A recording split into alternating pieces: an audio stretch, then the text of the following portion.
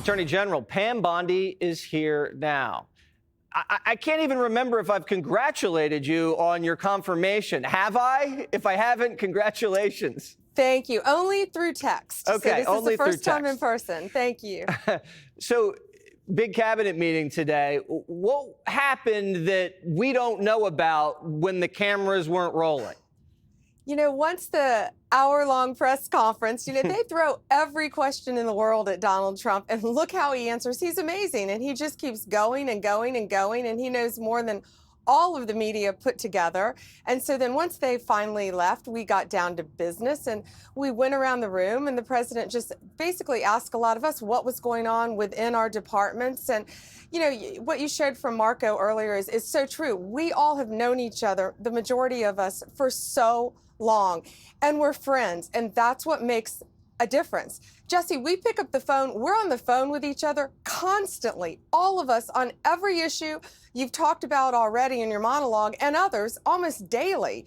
We talk constantly at the cabinet level, and that's why we're getting things done so fast for Donald Trump and to make America great again.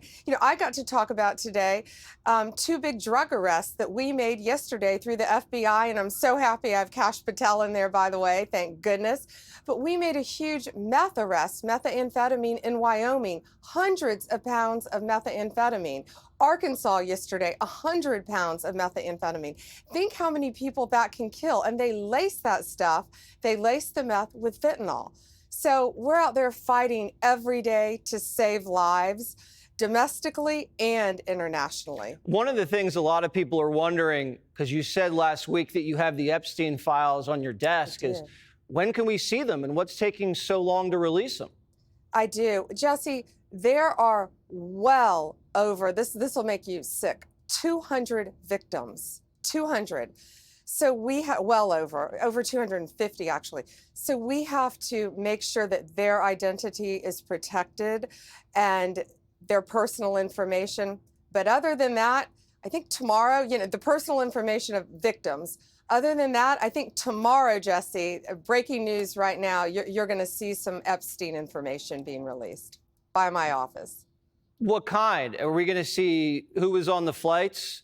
Are we going to see any evidence from what he recorded? Because he had all of his homes wired with recording devices. Yeah, what you're going to see, hopefully tomorrow, is a lot of flight logs, a lot of names, a lot of information. But it's pretty sick what that man did. Okay, well, we'll along look for with his that. Co-defendant. Absolutely, and he had help. That's for sure. He sure did. We're hearing reports that there was an investigation opened into James Comey, who may have thrown honeypots at Donald Trump back in the 2015, 2016 years. Is that true? Jesse, I don't know anything about what you're saying about James Comey right now. Okay. That was a report. Don't know anything about that. That was a report that was cited in the Washington Times. I'll take it at that.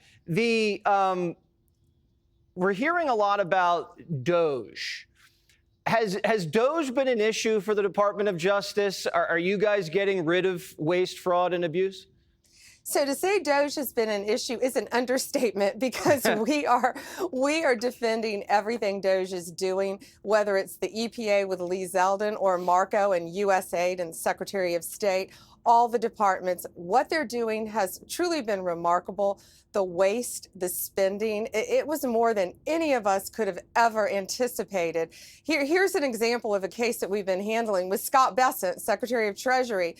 We had a judge rule that the Secretary of Treasury himself could not control payments out of the Department of Treasury. If it wasn't so outrageous, it would be comical. Only a career employee could control payments, not a political, not even the appointed commissioned Secretary of the Treasury. So that's the kind of stuff we're up against.